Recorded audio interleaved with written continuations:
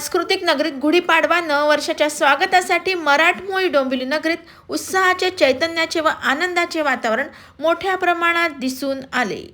गुढीपाडवा आणि नववर्षाच्या निमित्ताने डोंबिवली येथे गणेश मंदिर संस्थान आणि नववर्ष स्वागत यात्रा संयोजन समितीच्या वतीने शोभायात्रेचे आयोजन करण्यात आले होते.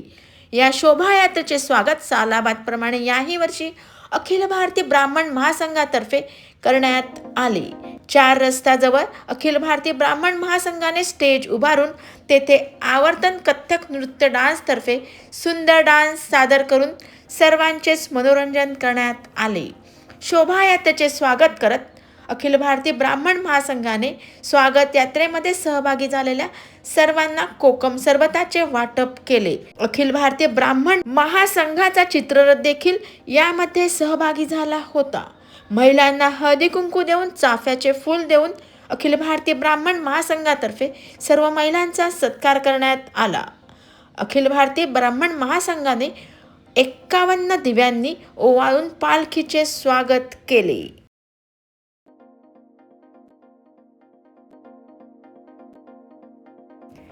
खासदार श्रीकांत शिंदे, आमदार राजेश मोरे, नगरसेवक विकास म्हात्रे, संजय पावसे, रवींद्र चव्हाण, जनार्दन म्हात्रे, नगरसेवक दीपेश म्हात्रे आदी अनेक मान्यवरांचा अखिल भारतीय ब्राह्मण महासंघातर्फे स्वागत यात्रेमध्ये सहभागी झाल्यांचा सत्कार करण्यात आला.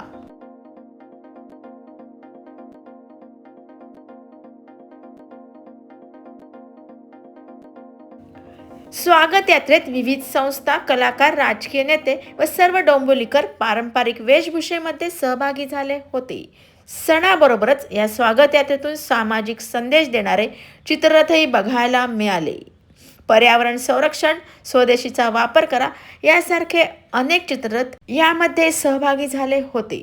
बालगोपाळांपासून ज्येष्ठ नागरिकांपर्यंत यामध्ये सहभागी होऊन तरुणांचा उत्साह देखील वाखाणण्याजोगा होता.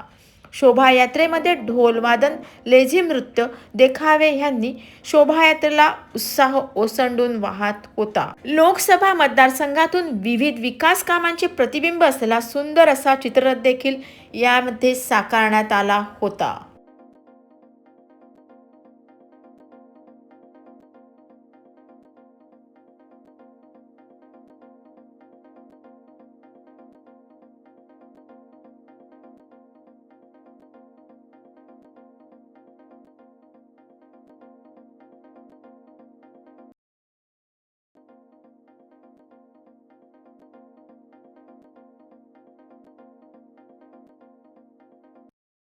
ब्राह्मण महासंघातर्फे गुढीपाडव्यासाठी स्टेज उभं केलेले आहे आणि भारतीय ब्राह्मण महासंघाने आवर्तन या कथ्थक नृत्य डान्सतर्फे हे कार्यक्रम चालत केला.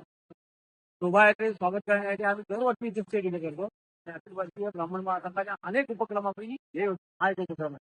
सगळ्यांनी ही साथ दिली आणि आम्हाला मोलाचं सहकार्य केलं, त्याबद्दल सगळ्या नागरिकांचं आणि सगळ्या लोकांचं, सगळ्या डोंबिवलीकरांचं मनपूर्वक अभिनंदन.